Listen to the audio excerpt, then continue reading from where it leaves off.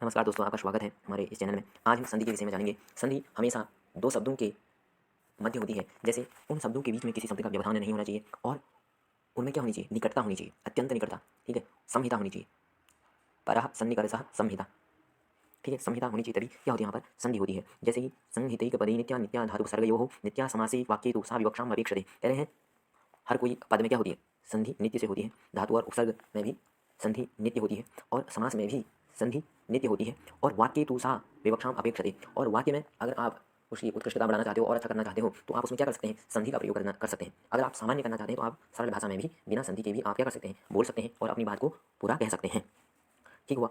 देखो उदाहरण में कोई पद है जैसे पावकः, तो पावकः में क्या हो रखी है, पौ धन अकः, क्या हो रखी है, एक संधि हो रखी है। अभी हम जानेंगे कि संधि किस में हो रखी है, आगे हम जानेंगे किस में कौन सी संधि है, आप समझ जाएंगे आगे पढ़ेंगे तो। और उपसर्ग देखो, नी धन अवसत बराबर न्यावसत, इसमें भी क्या हो रखी है, संधि हो रखी है। उपसर्ग और धातु में भी क्या होती है, यह ध्यान रख लेना कि संधि होती है। समास में कृष्ण धन अस्त्रम बराबर कृष्णास्त्रम, दीर्घ संधि हुई। ठीक है, श्री धन ईसः बराबर श्रीसः, यह भी दीर्घ संधि का उदाहरण है। ठीक है, वाक्य रामः गच्छति वनम अथवा रामो गच्छति वनम। ठीक है, तो वाक्य में क्या होता है, आपके ऊपर निर्भर करता है कि आप इसमें संधि करना चाहते हैं तो संधि करें और नहीं करना चाहते हैं तो सर अपनी बात को ऐसे ही कह सकते हैं सरल वाक्यों में। ठीक है, और यह श्लोक याद कर लेना, संहितैक पदे नित्या नित्या धातु सर्गयोः नित्या समासे वाक्ये तु सा विवक्षाम अपेक्षते। ठीक है, फिर हम जानेंगे कि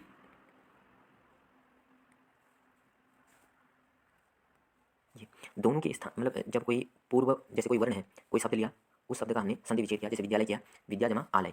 अब संधि किन के बीच होगी, जिनमें क्या होगी, संहिता होगी, अत्यंत समीपता होगी, वहाँ पर संधि होने वाली होगी, वहीं पर संधि होगी, क्योंकि किसी नए शब्द, कोई नया शब्द वहीं पर आएगा, विद्या जमा आलय।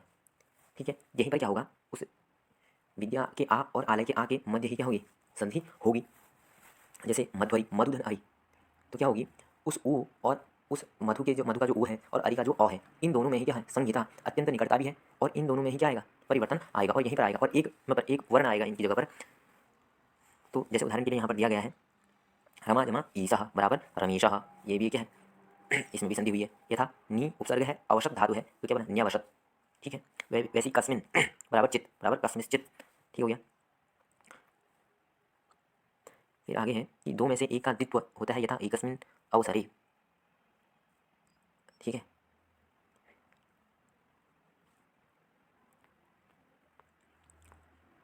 फिर शब्दों की निकटता इसलिए नीचे लिखे प्रकारों की होगी, जहाँ प्रथम शब्द का अंतिम वर्ण तथा द्वितीय शब्द का प्रथम वर्ण दोनों स्वर हो। जहाँ प्रथम शब्द का अंतिम वर्ण और द्वितीय शब्द का प्रथम वर्ण दोनों क्या हो, स्वर हो। जहाँ दो में से एक स्वर हो, एक व्यंजन हो। जहाँ दोनों में से एक स्वर हो, एक क्या हो, व्यंजन हो। जहाँ दोनों व्यंजन आ जाए। जहाँ प्रथम का अंतिम विसर्ग हो, जहाँ प्रथम का अंतिम विसर्ग हो और द्वितीय का प्रथम स्वर हो अथवा व्यंजन हो। पहला विसर्ग होना चाहिए, पहले का अंतिम विसर्ग होना चाहिए, दूसरे का स्वर हो या व्यंजन हो। और द्वितीय के प्रारंभ में विसर्ग नहीं आ सकता, क्योंकि विसर्ग में किसी शब्द का प्रारंभ नहीं होता, क्योंकि द्वितीय के प्रारंभ में क्या नहीं हो सकता, विसर्ग नहीं आ सकता, क्योंकि विसर्ग से किसी शब्द का प्रारंभ नहीं होता। ठीक हो गया, ये उसके कुछ सामान्य नियम है। यदि साधारण ह्रस्व अथवा दीर्घ अ इ उ री स्वर के अनंतर सवर्ण ह्रस्व अथवा दीर्घ स्वर आवे तो दोनों के स्थान पर सवर्ण दीर्घ स्वर होता है। यदि कोई ह्रस्व स्वर है, उसके उसके बाद अगर क्या आए, उसके बाद अगर क्या आए, कोई उसके समान स्वर आए या उससे क्या आ जाए, उससे दीर्घ स्वर आ जाए, तो उन दोनों के स्थान पर क्या होता है, सवर्ण दीर्घ हो जाता है, उसका ही सवर्ण क्या हो जाएगा, दीर्घ हो जाएगा।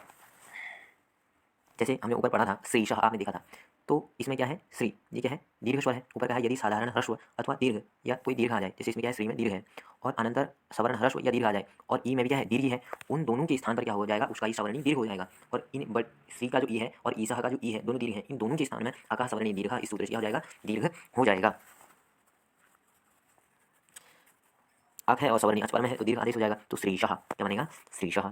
दैत्यारी दैत्य धन अरि, अब जैसे यहाँ पर दैत्य का जो अंतिम अक्षर है य में जो अ है, उस अ के स्थान पर, और अरि जो शब्द है उसका प्रथम वर्ण क्या है, अ, इन दोनों के स्थान पर संधि होगी, क्योंकि इनमें क्या है, अत्यंत निकटता है, संहिता है, किसी शब्द का व्यवधान नहीं है, तो इनमें होगी। यहाँ पर क्या है, ह्रस्व है और ह्रस्व है, और दूसरे दूसरे शब्द दूसरे उसमें अरि में भी क्या है, प्रथम अक्षर ह्रस्व है, तो दोनों के स्थान में क्या होगा, सवर्ण दीर्घ हो जाएगा, इनका सवर्ण क्या है, आ, तो दैत्यारी ही क्या बनेगा, दैत्यारी ही।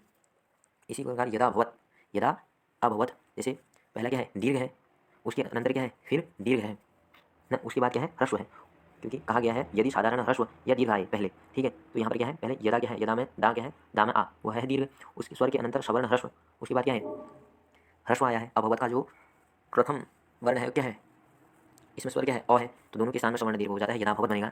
इसी प्रकार इति व ई भी छोटी है और ये क्या कहते हैं, इव का ई भी छोटी है, तो दोनों के स्थान पर क्या हो जाएगा, सवर्ण दीर्घ होगा। अगर देखो दीर्घ संधि में ऐसा है, यदि पूर्व में ई आए और पर में बड़ी आए, तभी दोनों के स्थान पर छोटी ई और बड़ी ई दोनों के स्थान पर सवर्ण दीर्घ होगा, बड़ी ई आएगी। यदि दोनों जगह बड़ी ई है, ई तो उन दोनों के स्थान पर भी सवर्ण दीर्घ होगा, और दोनों छोटी ई आ जाए तो उन दोनों के स्थान पर भी सवर्ण दीर्घ होगा, यह समझ लो, ठीक हो गया। उसी प्रकार विष्णुदय है, ठीक है, विष्णु धन उदय। अब इसमें क्या है कि और इसमें लगेगा इक, इक प्रत्याहार, ई उ ई अ प्रत्याहार, अ ई उ री, और अच परमा होना चाहिए कोई भी, तो यह हो जाएगा दीर्घ आदेश हो जाएगा विष्णु। विष्णु में क्या है उ, और उदय दूसरा क्या है उदय, ठीक है, जो उ है। अब उ छोटा उ है और उधर भी उ है, इन दोनों के स्थान पर क्या हो जाएगा, सवर्ण दीर्घ हो जाएगा। अगर पहले भी बड़ा उ आ जाता और बाद में छोटा उ आ जाता तभी क्या होता, सवर्ण दीर्घ होता। तो विष्णु दय क्या बनेगा, चमूर्ज, ऐसा चमूर्ज भी बनेगा, इसमें भी सवर्ण दीर्घ हो जाएगा, क्योंकि बड़ा उ क्या होगा, सवर्ण दीर्घ होगा, अब से सवर्ण अच परमा होगा तो क्या होगा, दीर्घ होगा। अभिमन्यु, अभिमन्यु उपाख्यानम, अभिमन्यु अभिमन्युपाख्यानम, अभिमन्युपाख्यानम। अब जो अभिमन्यु है उसका जो उ है और उपाख्यानम का जो उ है, अक से सवर्ण अच अ ई उ, अक प्रत्याहार में आया उ, अच प्रत्याहार में दूसरे वर्ण का प्रथम वर्ण आया उ, तो क्या हो जाएगा, इन दोनों के स्थान में सवर्ण दीर्घ हो जाएगा, तो अभिमन्युपाख्यानम। और ये शिशुदरे फिर बन जाएगा क्विकारा, ठीक है, री,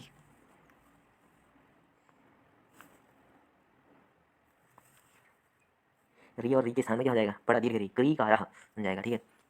और इसी प्रकार तवाकारः विद्यातुरः अपेक्षते राज्ञियः साधुजुः वधूपरि, ठीक है, होत्रिकारः, होत्री धन हरिकारः, उन री और री के बीच में क्या हो जाएगा, बड़ा दीर्घ री हो जाएगा, अकार सवर्ण दीर्घ से, अक से सवर्ण अच पर क्या होता है, दीर्घ आदेश होता है, तो वही हो जाएगा।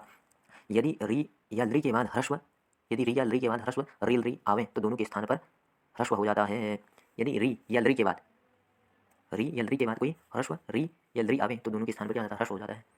किसे, अकार सवर्ण दीर्घ, री या ली भी स्वेच्छा से करते हैं, जैसे होत्रिकारः, री और री परम आ जाए क्या आ जाएगा, तो क्या हो जाएगा, सवर्ण दीर्घ हो जाएगा, होत्रिकारः।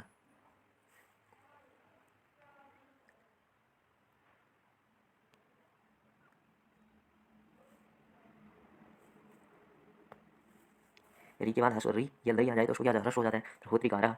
और जिस बार ह्रस्व नहीं होगा विकल्प से क्या हो जाएगा, उसको दीर्घ हो जाएगा, होत्रिकारः, तो रूप बन जाएंगे। इसी प्रकार हम देखेंगे आगे, इस प्रकार इसके तीन रूप बनते हैं, होत्रिकारः जिस बार दीर्घ हो जाएगा, एक बनेगा होत्रिकारः जिसमें क्या हो जाएगा, ह्रस्व, दोनों को ह्रस्व हो जाएगा, एक बार होत्रिकारः,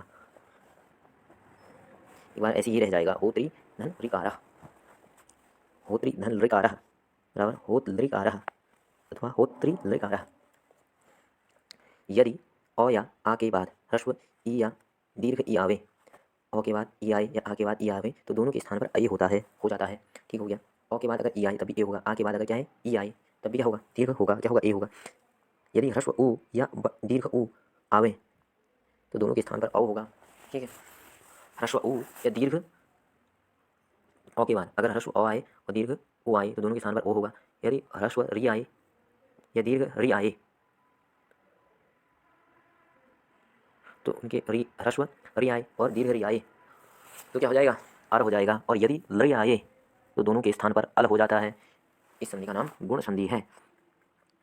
तो हम समझिए, अगर अ या आ के बाद जो है छोटी या बड़ी आए उसमें ए हो जाता है, या अ के बाद उ आए तब भी ओ हो जाता है, बड़ा ओ आए तब भी ओ हो जाता है, ठीक है। और ह्रस्व यदि ह्रस्व री या दीर्घ री आए तो क्या हो जाता है, आर हो जाता है अ के बाद, ठीक है। ह्रस्व री या दीर्घ री आए तो आर हो जाता है। और अगर अ के बाद अ या आ के बाद यदि लय आवे तो क्या हो जाता है, अल होता है। तो इस संधि को क्या कहते हैं, गुण संधि। और गुण संधि के हम कुछ उदाहरण देखेंगे, जैसे उप जमा इंद्र। तो हमने पहले ही बताया है आपको कि संधि क्या होती है, निकटतम होती है, मतलब ऐसे दो शब्द होंगे जिनके मध्य कोई वर्ण भी नहीं होगा और उनके बीच होगी वह संधि, ठीक है। उपधन इंद्र बराबर उपेंद्र, ठीक है। अ और ई के स्थान पर क्या बताया था, अ आए पूर्व में, प में उप है ना, उप का अंतिम वर्ण प है, प में क्या है, अ है, तो उस अ और इंद्र का प्रथम वर्ण क्या है, ई है, उन दोनों में क्या होगी, संधि होगी। और ई में क्या बताया था, अ आए और उसके पीछे छोटा ई आए या बड़ा ई आए, दोनों के स्थान पर क्या होगा, ए होगा। उप प हलंत हो गया, ए हो गया, बराबर क्या हो जाए, इंद्र, बराबर मिला देंगे उपेंद्र। इसी प्रकार देवेंद्र, ठीक है। इसका पुत्रेष्ठी, फिर क्या होगा, रमेश, ठीक है। आ के बाद भी क्या आ जाएगा, ई आ जाएगा तो उसको भी ए होगा, ठीक है। ललने क्षति, ठीक है। पाठशाला आ के बाद भी अगर ई आए तो क्या होगा, ए होगा। पाठशालेति, शालेतः, क्षम्यताम। वृक्ष उपरि, अ के बाद उ आए तो ओ होगा, वृक्ष उपरि। विशाल उदरम, उस अ के बाद अगर उ आए उसको भी विशाल उदरम। और र रॉ के बाद अगर ओ आए, औ के बाद अगर ओ आए, उसको भी क्या होगा, ओ हो जाएगा, सागरोर्मी। ठीक है, रीप का उर्दू मम के औ के बाद अगर ओ आए, उसको ममोरुह। ठीक हो, गंगा जमा ईसा, आ के बाद ई आए तो क्या होगा, ए होगा, गंगेशः या गणेशः। औ के बाद ई भी आए, उसको ए हो जाएगा, गणेशः। नरेशः, औ के बाद अगर ई आए, उसको ए हो जाएगा, आपको पता है, नरेशः। ईश्वर, ईश्वर इच्छा, औ के बाद अगर ई आए, उसको क्या होगा, ए हो जाएगा, ईश्वर इच्छा। रॉ में औ चले गया और ई चले गया, इसके स्थान पर ए आ गया, ईश्वर इच्छा। गंगा में आ और ईश्वर में ई के स्थान पर क्या हो गया, आ और ई के स्थान पर क्या बताया था होगा, ए हो जाएगा, गंगेश्वरः। द्वारका इहैव, आ और ई के स्थान पर क्या हो जाता है, ए, द्वारके हेव। ठीक है, तड़ाग धन उदरम, ग और ऊ के स्थान पर, और ऊ के स्थान पर क्या होगा, ओ, गंगो तड़ागोदरम, दो तड़ा गोदकम। ठीक है, गगन धन ऊर्ध्वम, और ऊ के स्थान पर होगा, गगनोर्ध्वम। ठीक है, अत्र धन उदेशः, मैंने बताया था, त्र में जो अ है और ओ हो जाएगा, तो अत्रोदेशे। नव धन ऊढ़ा, और ऊ के स्थान में ओ हो जाएगा, नवोढ़ा। वृषभ धन ऊढ़ा, और ऊ के स्थान में ओ, वृषभोढ़ा। तो आप आज जान गए हैं गुण संधि के विषय में। सामान्य में आप कुछ उदाहरण करके लाएंगे, जिनको हम अन्य वीडियो में जानेंगे। इससे आगे ऋते रीति सवर्णे, रीवा तथा लृवा सवर्णे। औ के बाद अगर री आ जाए, या क्या आ जाएगा, दीर्घ री आए, तो क्या होता है, अर होता है। अगर औ के बाद क्या आए, लौ आवे, तो क्या होता है, अल होता है। ठीक है, होत्रिकारः। ठीक है, यह रूप तो ऋत्यकः से प्रकृति भाव होने से बना है, एक प्रकृति भाव होने पर भी बनता है, जो वैसा का वैसा ही रहता है। ठीक है, हम इसको जानेंगे अगली वीडियो में। धन्यवाद, नमस्कार।